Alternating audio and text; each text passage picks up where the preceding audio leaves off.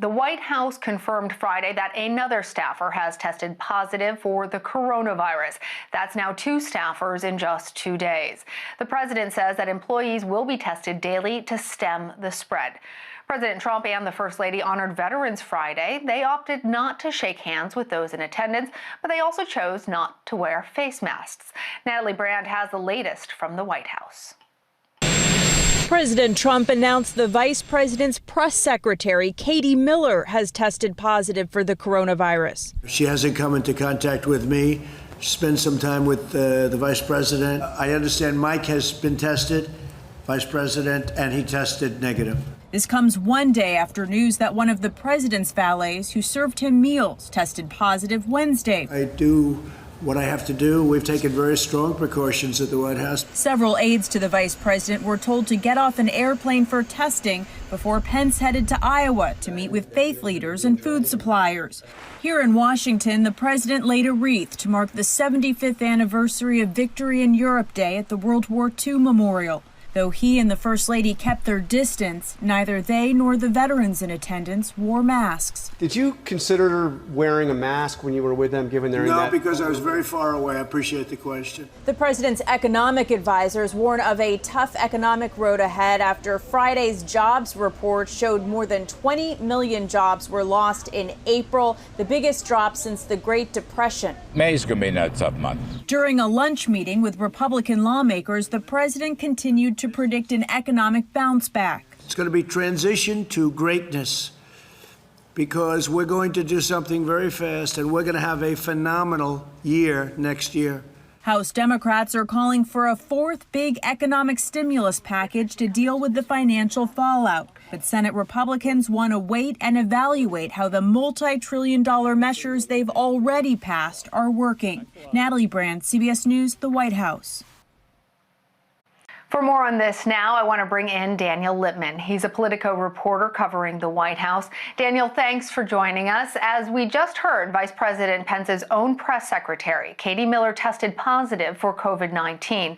Was she traveling with the vice president on any of these recent trips?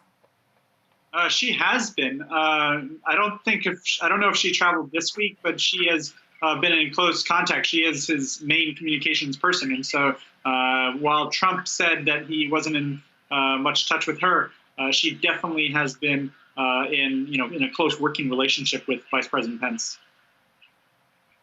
So I'm wondering, Daniel, if you can tell us what kind of precautions are now being taken to protect the vice president and others who work in the White House and the vice president's office. So after that valet tested positive yesterday, that personal valet for the president, and there are 5 valets. They do their laundry. They help get him Diet Cokes from outside the Oval Office. Now, anyone who is in proximity with the president and the vice president, they get tested daily. And so that's about 10 staffers in the vice president's office. And they're doing, extra cleaning of the White House. Not many employees are coming into work as much. And it's just, we all hope for the best for Katie, and she is asymptomatic. That's what we understand. I think that's what she told NBC. But when the own spokesperson for the coronavirus task force at the White House tests positive, this is kind of a nationwide huge issue, and it's hitting home at the White House. Given that she was asymptomatic, it's curious that the response is to take people's temperatures, because if you're asymptomatic, it's not necessarily showing up then in a temperature scan. I'm also curious then about President Trump's meeting with Republican lawmakers earlier. No one at the table, as you know, Daniel, was wearing a mask. Reporters also noted that many of the staffers were seen without masks. Why aren't they doing it? Is it a political move? We know President Trump has talked about this in the past, that he doesn't feel like he ought to be wearing a mask behind the Resolute desk. But what about when meeting other people? And now that some of the White House staff are testing positive, might that change? Yeah, anything is possible, but they want to really shift to reopening the economy. And so if they start to introduce measures that indicate that this virus is still a huge threat, or at least, they amp up the messaging on that. And it's kind of a fashion statement, but it has real public health concerns and risks to not wearing a mask, then that will kind of supersede their message that things are getting back to normal and that, by Memorial Day, America will largely be reopened. I think Vice President Pence has said something along those lines. And so even though they have not been told to not wear a mask, there is kind of implicit pressure on them not to buck the trend, not to kind of look alarmist. But they're, trying to not shake people's hands. There's no hugs going on in the White House. And so they're trying their best. And they are properly tested every day. And that's something that most Americans going to their jobs, even essential workers, they don't have that luxury.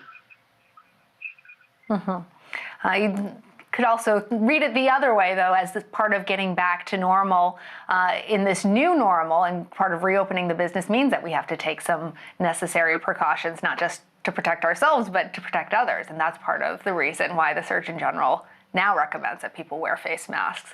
But let's talk about a Pew Research poll on Thursday that around 2/3 of Americans are still concerned about states lifting those restrictions too soon. With more than 33 million Americans filing for unemployment in the past 2 months, there is certainly an urgency to return to normal. Tell us more about what the president had to say about this.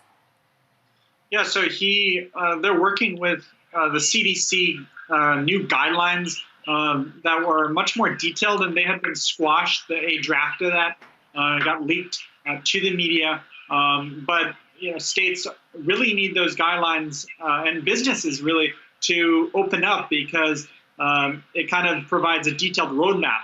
But they didn't want to give churches. They want to make sure churches, people can still sing in choirs and sing in pews. But there is kind of we haven't not seen much from the CDC, and they've been quashed again this week with those drafted guidelines. And so what the president is basically saying is that, it's up to the states to follow the guidelines, but he wants America to reopen. And he knows that it's critical for his reelection prospects to get that unemployment number down after it's been just surging in recent weeks.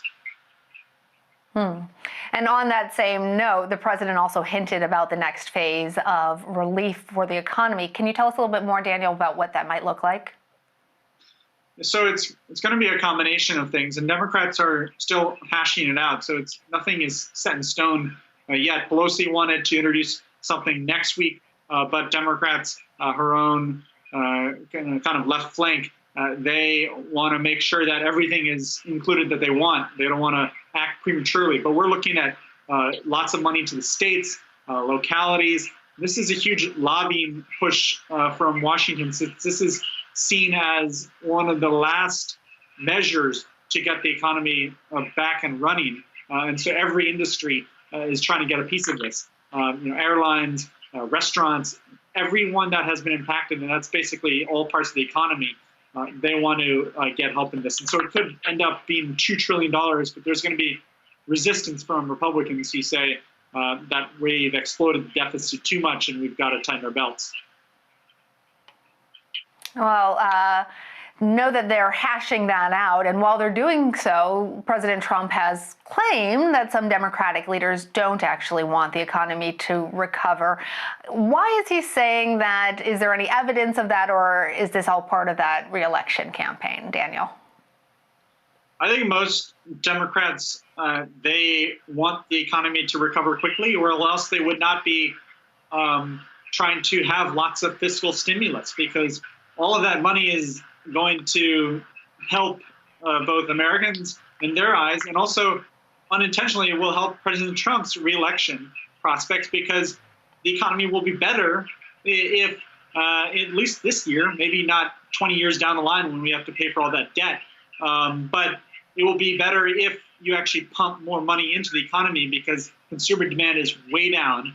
And so maybe if you ask, if you put truth serum in Democrats who are, kind of live on Martha's Vineyard, they don't have a care in the world money-wise, maybe they think that it's kind of, just desserts for Trump to have a bad economy eventually, and that this will lead to his downfall in November.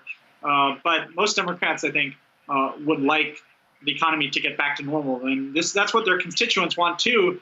And many Democratic groups, young people, minorities, those are the ones who are most affected by the job cuts. Fewer Trump voters in the Midwest are as affected. Very interesting. Daniel Lippman, thank you. Thank you. Many states are moving forward with